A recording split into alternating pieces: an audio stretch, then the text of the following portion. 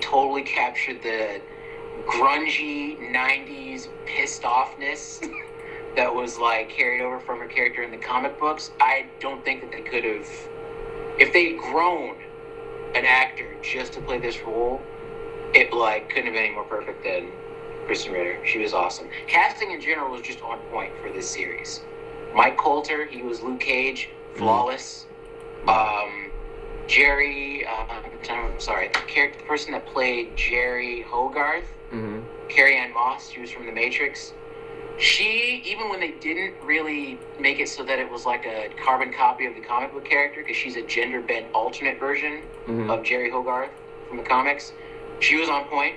She was a callous, uncaring, highly skilled lawyer that was on point.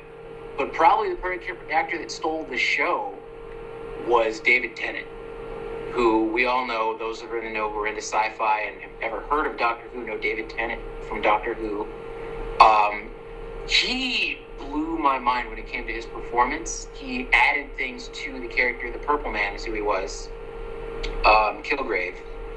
He added layers that haven't yet been seen with the character in general, even in the comic books. He just made it overall better. When it came to his motives, his outlook, how he behaved, his relationship, as screwed up and as like creepy as it was with Jessica Jones, it was the most interesting thing to watch, pretty much, in the show. So overall, if I had to rate it 9 out of 10, I would definitely give it a 9. So what is it about, I guess, Netflix, their shows? Why are they winning so much? What's the secret formula, you think, in your opinion?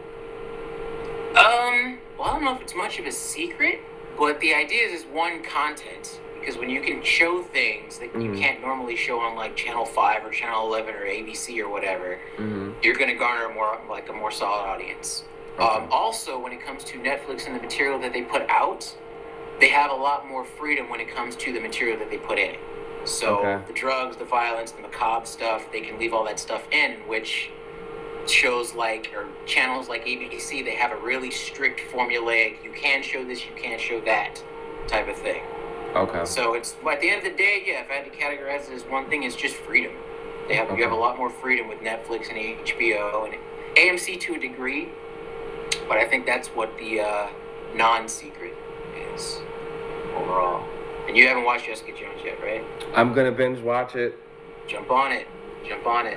Jessica Jones. And that's, because you're not that theme. We're not gonna get it out of your head until you actually watch the show.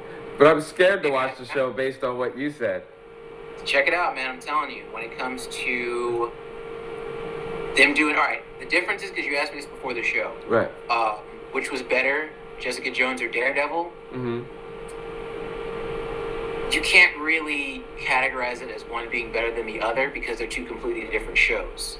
Yes, they're two shows that take place in the same city and timeline, but Daredevil is a crime drama. And Jessica Jones is very much a character-driven psychodrama, given her situation and how she's connected to the Purple Man, how psychologically that's affected her. So it's like, I don't want to say the apples and oranges thing, because that's a bit too contrived and cliche, but they're two different beasts, and they're equally good, and people like them for different reasons. So yeah. And you told me that you are excited, because they finally started shooting Wonder Woman. And we have a picture up of the headshot right now. Yeah. I didn't say I was excited, but... No, I thought you were. Oh, no, I said that the picture that I saw, which was of Gal Gadot, she has her hood up and she has the tiara on. You can see it in the picture. Right. Principal photography started for Wonder Woman, I want to say it was this past week, with actual filming going underway. That's basically what principal photography means when they started picking up the locales and stuff. Right. Wonder Woman could be good. I think the look, if nothing else, is what I did say, is that her look is pretty on point, I'd say. Her build, that is what it is. She's not quite as, thick to be Wonder Woman by most people's verdict. But overall, I think the outfit that they have for her and the costume, it looks pretty solid. So we'll see if that actually translates to a good film or not. I'm interested, I think is the word. You're interested. Not in love, but you're interested. What about yourself, man? I don't know. There's so many opportunities for them to mess this up. Right. They could have just played it safe and stopped trying to do a Marvel with the independent films and just do, just do the thing, man. Just get Batman, let's get Wonder Woman, let's get Aquaman, let's just get them all in one film and call it a day. We don't need the build-up. You think they should just ditch the idea of the solo film and just jump right into the Justice League? Justice League, man. I mean, you're just playing with us. You're just teasing us up until then. It's almost pointless. Yeah, I can see that. That actually raises an interesting question because at this point, with jumping back over to Marvel, right? They kind of get now that when it comes to solo films or these introductory movies, you can't really stretch those out into 3 flicks anymore. Yeah. I think they realize that the formula has been found by a lot of fans. They keep doing that with these different characters. You can't go 3-3-3 Avengers, 3-3-3 Avengers. So they're going to get more into what I think in the future is the crossover films where you have like 2 characters that are already established or more, given Civil War's case, and then they go with that. Okay. So DC and Warner Brothers, they could do the same thing. They could just oust the idea of like a solo film altogether, especially considering the fact that we already know that Batman is going to make an appearance in the Suicide Squad. Right. So you might be onto something with that. I think it's definitely something that we'll see within the next 5 years, give or take. Right. Yeah. It's just unnecessary at this point. It's unnecessary. I didn't see. That's where I kind of got to differ with you. I don't think it's unnecessary because as a character, what could go wrong if you had just a Justice League movie? You have all these characters, and yet no personality is conveyed, no backstory, no sense of motive. Okay. Nothing. So it's the extreme. In the other direction. Where you just have a bunch of characters that are on screen, and yet there's no development. I can see that. That could happen too. Yeah, I could definitely see that.